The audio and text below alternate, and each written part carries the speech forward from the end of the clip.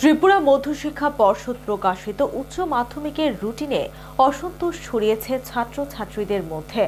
বিজ্ঞান বিভাগের ফিজিক্স ও কেমিস্ট্রি পরীক্ষার মধ্যে ব্যবধান খুব কম। ছাত্রছাত্রীদের অভিমত, এত কম সময়ে সিলেবাস সম্পূর্ণ করা যাবে না পরীক্ষার জন্য। শুক্রবার কমলপুরের প্রেস ক্লাবে এসেও একই অভিযোগ করল উচ্চ মাধ্যমিকের বিজ্ঞান বিভাগের ছাত্রছাত্রীরা। আগামী 1 মার্চ থেকে শুরু হচ্ছে রাজ্যের উচ্চ মাধ্যমিক পরীক্ষা। ত্রিপুরা মধ্যশিক্ষা পর্ষদের রুটিন প্রকাশিত হতেই ছাত্রছাত্রীদের চক্ষু চড়ক গাছ হয়ে যায়।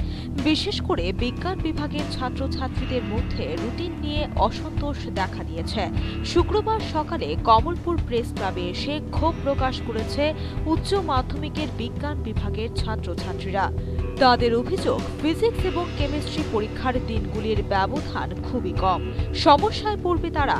এক কথায়, ছাত্রছাত্রীদের বক্তব্য, এত কম দিনের ব্যবধান থাকার ফলে পরীক্ষার ফল খারাপ হবে তাদের।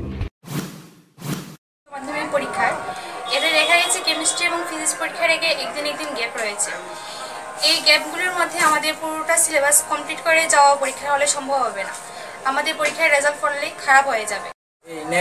www.tbsc.in ওয়েবসাইট থেকে আমাদের 12 উচ্চ মাধ্যমিক পরীক্ষার রুটিন সম্বন্ধে জানতে পেরেছি, কিন্তু আমাদের সবই পরীক্ষার সাবজেক্টগুলির ডেটগুলি ঠিক রয়েছে, কিন্তু কেমিস্ট্রি আর ফিজিক্সের আগে আমাদের একদিন মাত্র সময় দেওয়া হয়েছে, যেখানে কেমিস্ট্রির 16টা চ্যাপ্টার রয়েছে আর ফিজিক্সের 25টা চ্যাপ্টার রয়েছে।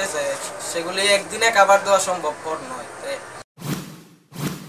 ছাত্রছাত্রীদের দাবি, মধ্যশিক্ষা পর্ষদ যেন উচ্চ মাধ্যমিকের ফিজিক্স এবং কেমিস্ট্রি পরীক্ষার মধ্যে ব্যবধান একটু বাড়িয়ে দেয়। Bureau report, news vanguard.